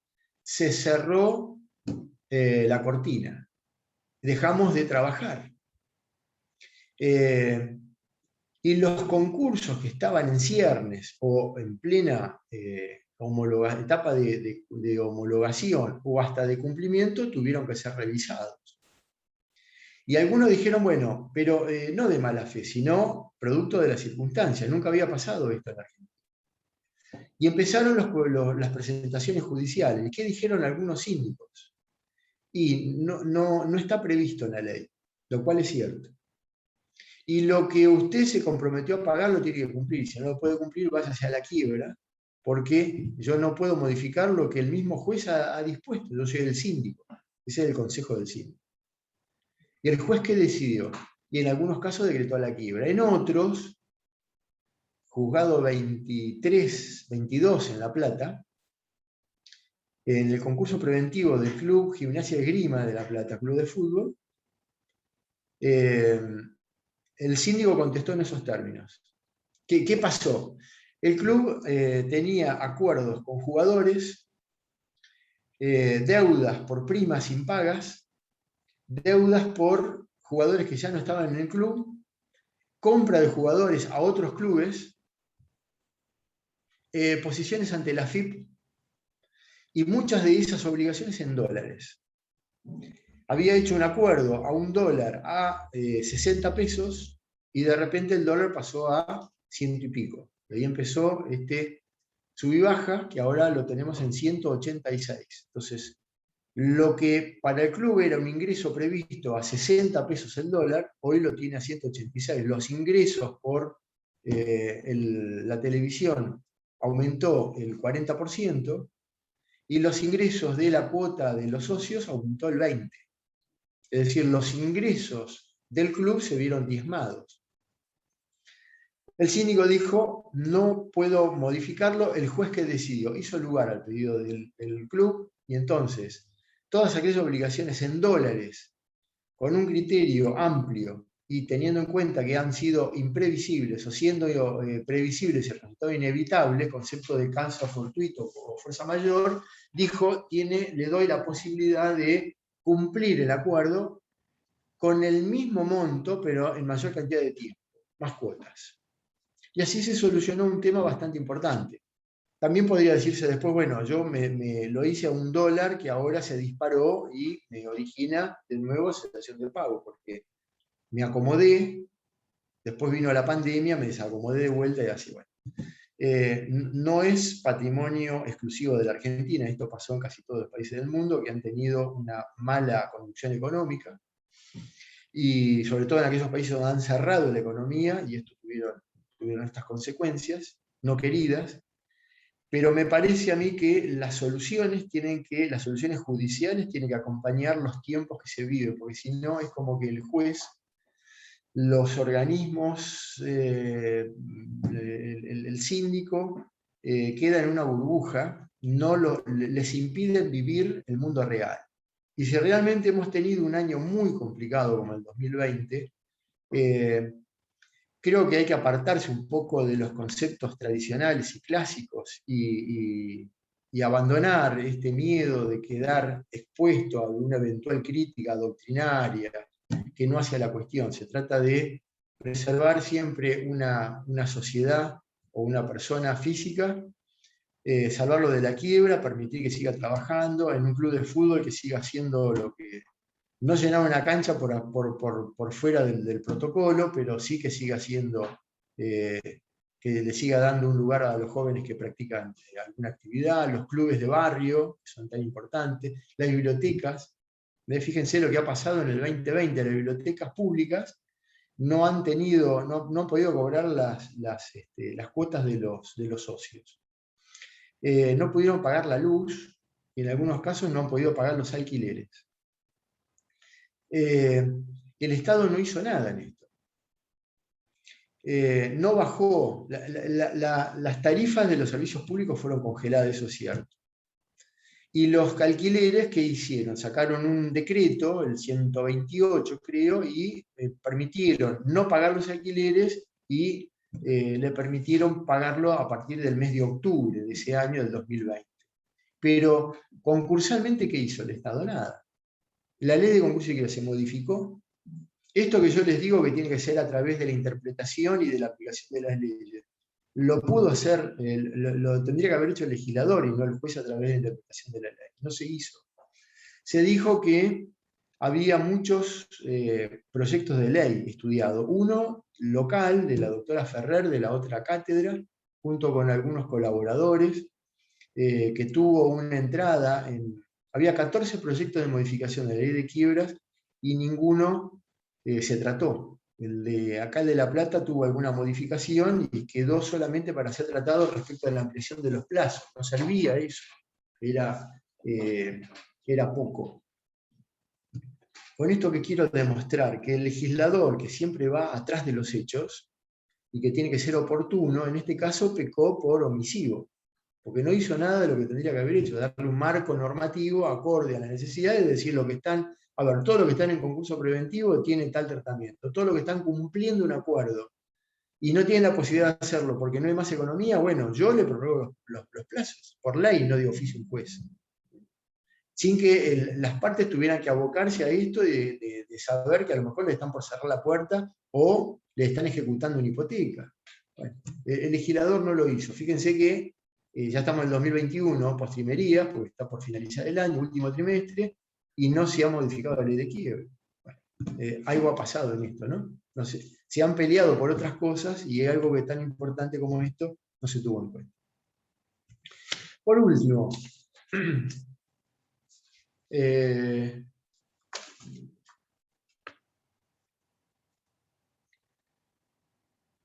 me queda incumplimiento y nulidad. Incumplimiento, nada para decir. Se incumplió el concurso preventivo. ¿Qué tiene que hacer? Denunciado que fuera el incumplimiento, el juez tiene que decretar la quiebra. ¿Quién denuncia el incumplimiento? ¿Hay quiebra de oficio? No, no lo puede hacer el juez. ¿Quién habla del incumplimiento? El propio deudor, un acreedor verificado o admitido, el síndico y el comité de acreedores. Cualquiera puede denunciar el incumplimiento. Quiebra.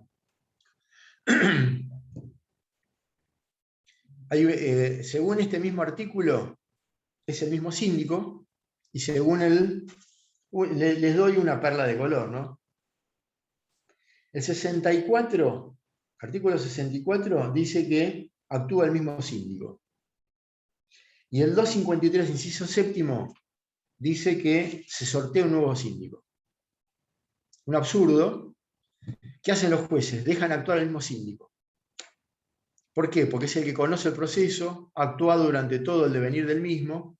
Dejemos al que ya está actuando y no traer uno nuevo que tiene que empaparse de todo. Bueno, es una desprolijidad de la ley que nunca se ha salvado.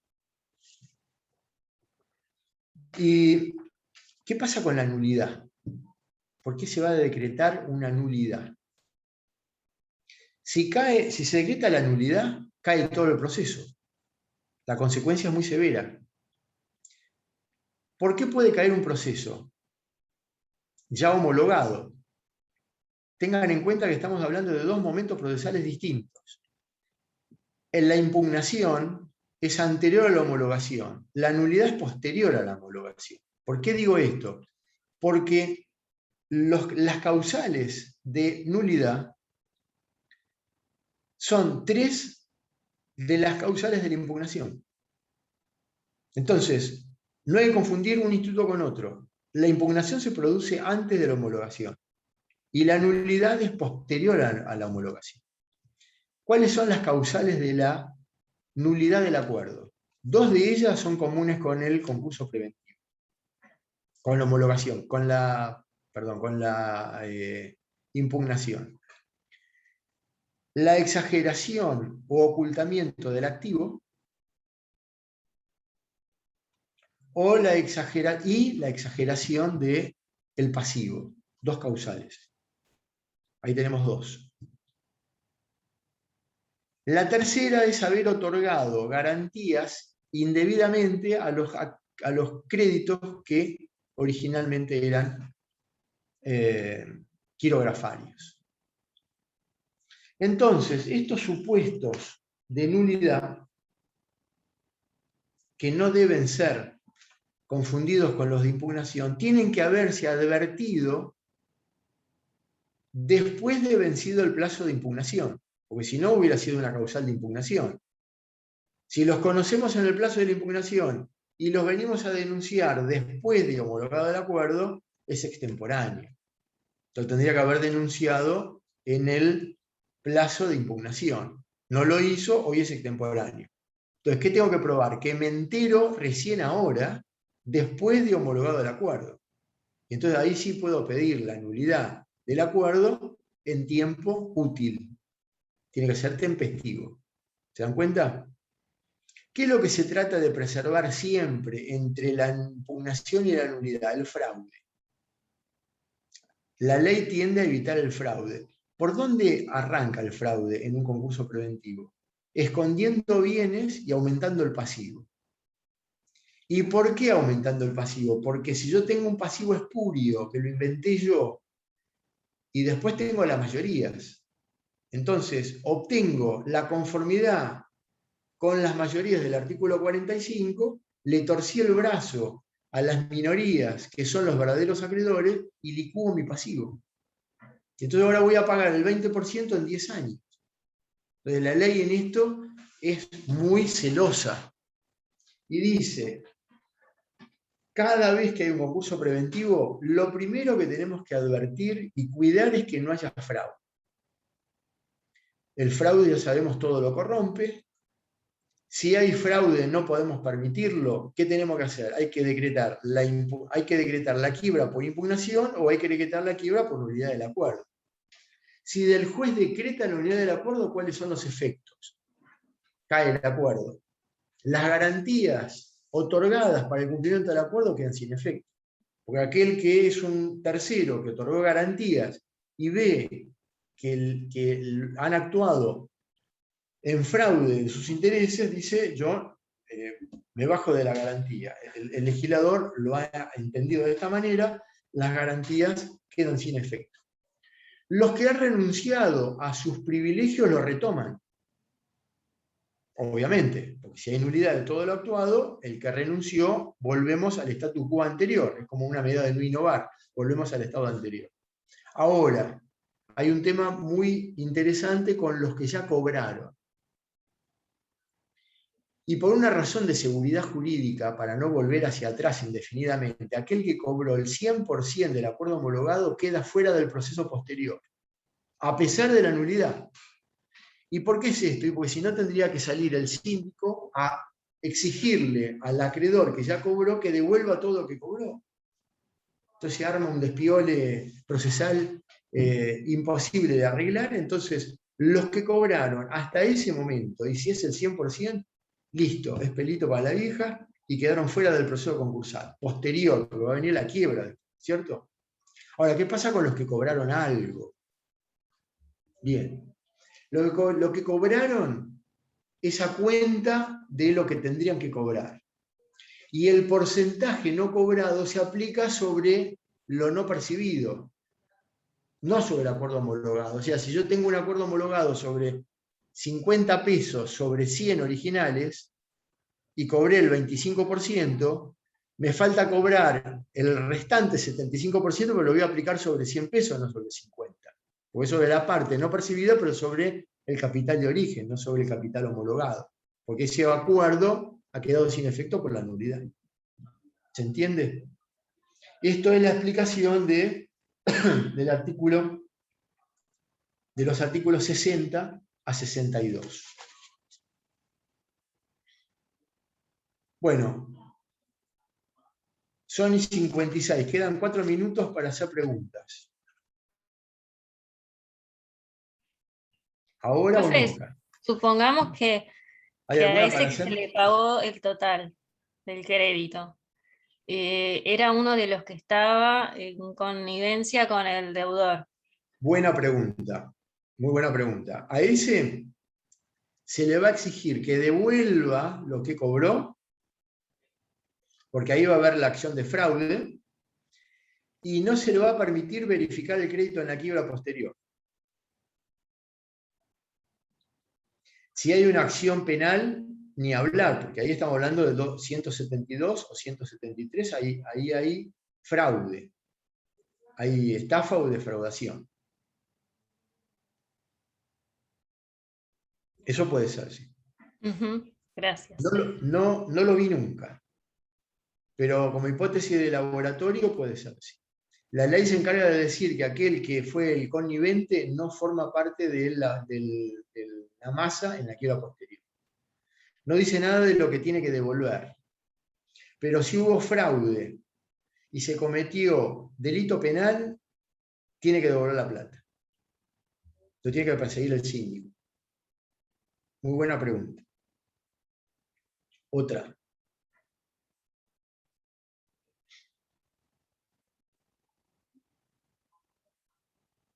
Quiere decir que entendieron todo. ¿No? O Muy nada. bien. Nada. No, profe. No, se entiende todo, por ahí hay Y que, entonces bueno, hay que callan. leer y ahí se van a generar las dudas. Sí. Tienen que leer esto porque yo en 2 horas di, si bien no son muchos artículos, son temas que tienen muchas consecuencias, ¿no? Son temas muy Tenemos la importantes. ventaja de que podemos escuchar la clase de vuelta. Sí, porque está grabada. Y eso ayuda un montón. Sí. Escúchenme, yo hago mucho hincapié en homologación, efectos del acuerdo homologado, mucho hincapié, es decir, que son temas de parcial. Nulidad, supuestos causales, efectos, impugnación, causales de impugnación, legitimados. Esos temas son troncales para esto, ¿sí? Después, bueno, obviamente verificación tardía, plazo de la verificación tardía. Todo, pero en profundidad estos temas, ¿sí? Muy bien, nos vemos la clase que viene. Se está por caer el plazo del Zoom, es hasta las 14, son 13:59. Me alegro de verlos bien de vuelta, veo a 20 nada más, hay como en este momento 53, había 70 en un momento. Me alegro de verlos y quizá hagamos la última clase, la hagamos presencial, y ahí nos conoceremos todos en persona. ¿Sí? Bueno. Bueno, Muchas gracias, profesor. Gracias. Gracias, profesor. Buen fin de. Hasta nos luego. vemos la Buen próxima. fin de- Igualmente. Chao. Gracias, Chao, buen